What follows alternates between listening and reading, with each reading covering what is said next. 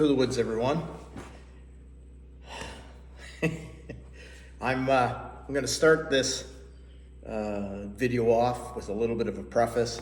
It's Wednesday, September 11th, and the hunt, the bear hunt that you're going to watch took place on September 9th, opening day of bear season here. And a few things that I want to clear up just in case, I'll probably get some questions a little bit. I guess the first thing is I was using the compound bow that I purchased last year. Why did I do that? Well, there's all kinds of different reasons. At the end of the day, I just felt like I spent quite a bit of money on that thing. It shoots really, really well, and I hadn't taken any big game with it. That's part of it. I'm building a cabin, as you see, and this is the first time I think I've done a video like this from here. Certainly for YouTube. I still don't have the blue skin on top of, on top of the OSB. I have steel roofing to then go on, metal roofing to go on top of that. And then I have a whole bunch of other stuff to do. So I felt like there was a time crunch as far as how much time I was going to be able to put, certainly in the earlier seasons, bear and archery deer. Now, regardless, general season, I'm still using the archery equipment, whether that be longbow or compound. That's just the way that it is. The other thing that was kind of interesting about the bear hunt was and not to get too political, but I was so fed up with there was a spring bear hunt, then they public, and then it was damn near 50-50 for and against with the public. And I don't think that you should be doing ballot box biology. So even though there were a number of people out there that don't hunt that said that they don't feel like we needed a spring bear hunt, I just have a completely different impression of what our bear population is doing. And I just was one more dagger in the heart of mainland moose management as far as I was concerned. So I was just so emotionally invested in that spring hunt, being that we're the only province with black bears that doesn't have a spring hunt, and then to have it pulled. I didn't even know. At one point, I actually said, I don't think I'm going to hunt bear this year. Fuck them. That's unfortunate that I felt that way, but I was very upset, and sort of came around, and Butch Collins, many of you from Nova Scotia might know him. He said something on one of the Facebook posts about, a good conservationist is, and you're doing more harm than good. And his words struck true. I wouldn't try to quote him exactly, but that's how I was interpreting it. And I thanked him for his words online, and decided maybe it was best to hunt.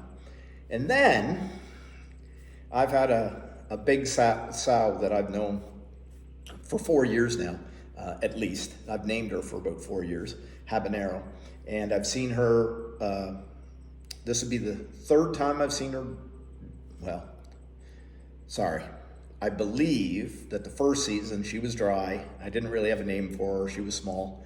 Then I saw her with 3 cubs. Then she was dry. Then I saw her with 2 cubs. And then when she made an appearance this year, I had said to Dave early on, I don't know if I can bring myself to shoot a sow knowingly. There's always a chance that perhaps I have actually said I think that's a boar, and I was wrong. So this was, however, I have not shot a sow up until Monday night, September 9th. And I thought at the end of the day, I watched her for a long time. I hummed and hawed and continued to debate with myself whether or not taking a sow was what I wanted to do. If you're going to try to drop bear populations, taking a sow probably is better than taking a boar. I mean, we know how biology works. Not a lot of the boys out there giving birth. So when she came in, I watched her from the very first time I saw her in over my left shoulder till the time that I put an arrow through her. It was about 40 minutes, so I had a lot of time to think about it. And most of that footage where she's in frame is in this video. So I like to include all of that, so everybody kinda, if you're new to bear hunting or haven't bear hunted before and you wanna watch a bear, try to get a feeling for what it's like to be out of bait if you're a new bow hunter that's gonna be trying it.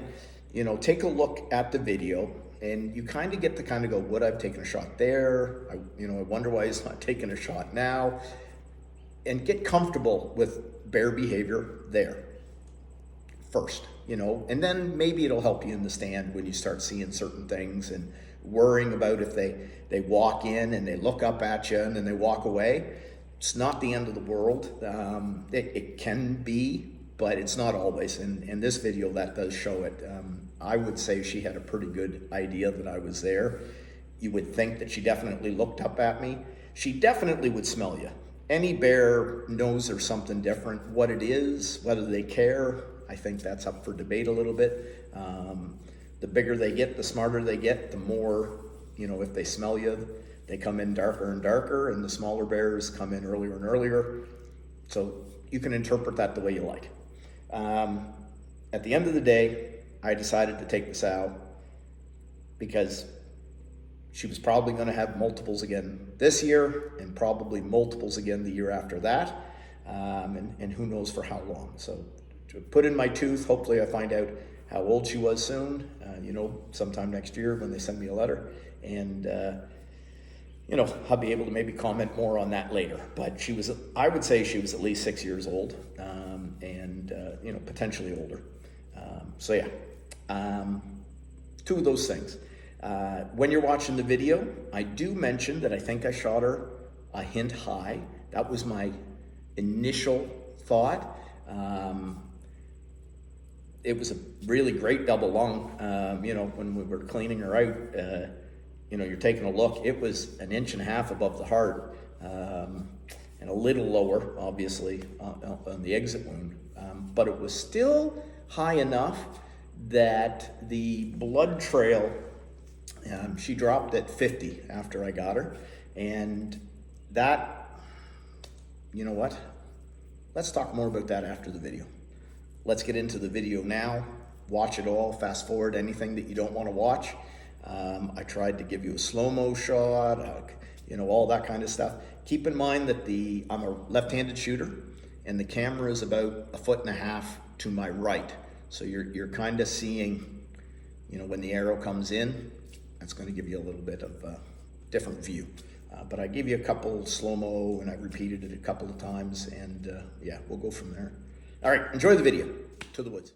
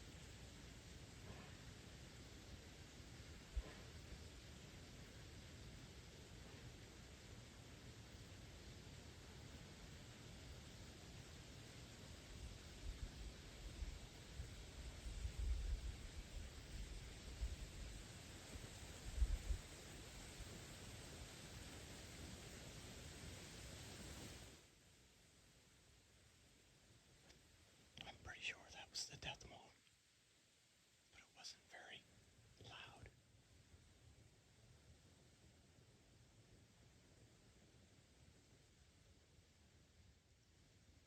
Lots of huffing, and then the huffing just stopped. Well, it's opening night. What is that? That makes it September 9th, I believe it is. I'm shaking a little bit. And,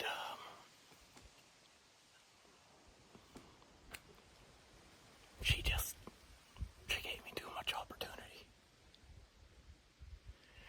I may have hit her a little bit high, but I'm gonna review the video just to kind of figure it out. Starting to get the shakes. It is cold, but this is adrenaline. The death moon wasn't like a severe one. It was more of a huff, huff, huff, huff, and then no more huffing.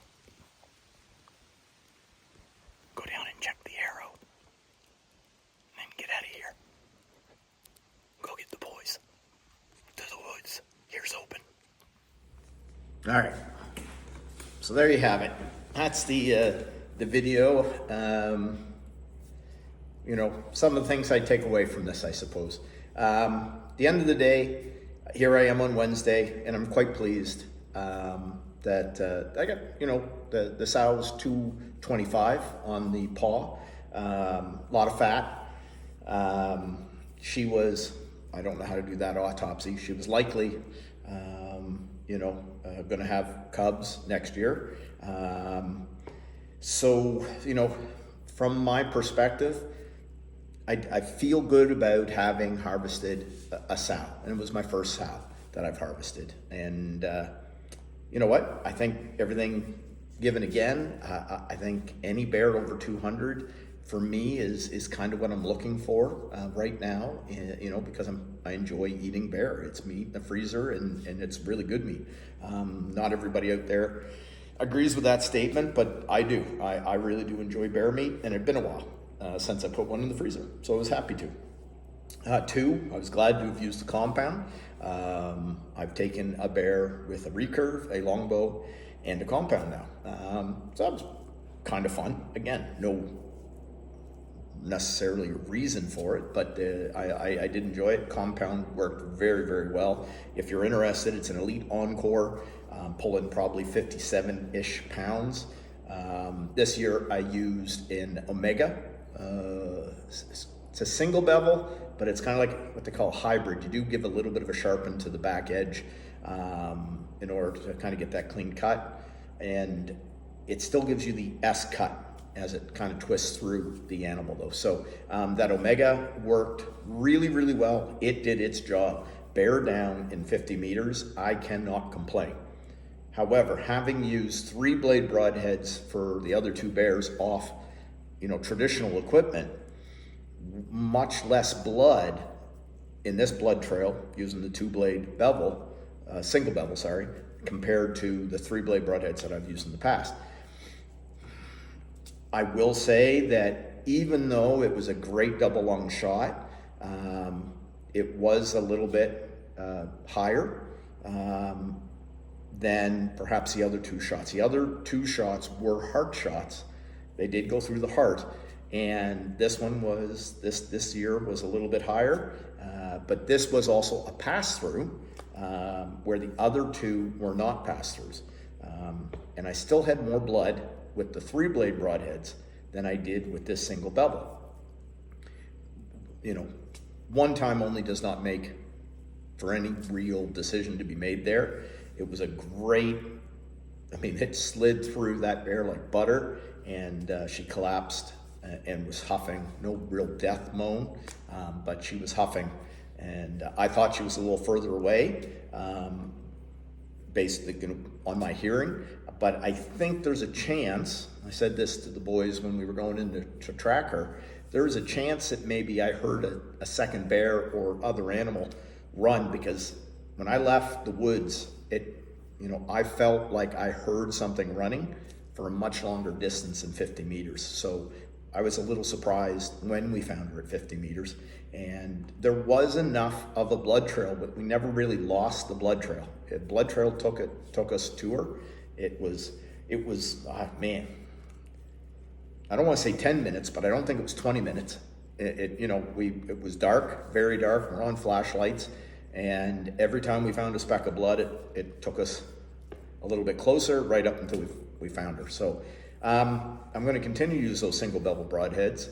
I'm going to try to sharpen the single bevel broadhead that I used to shoot the sow on Monday, and I'm going to try and put it through a deer this year. So I'm really pleased with the broadhead that way thus far. We'll see if I get better blood trails as I continue to use them, and it might be something that I'll have to consider in the future. Other than that, yeah, that's my bear hunt. Opening night success. Admittedly, it's the second time I've shot a bear on opening night, and I'm pleased to do that. There's a lot of work and effort and even a little bit of money that goes into baiting bears.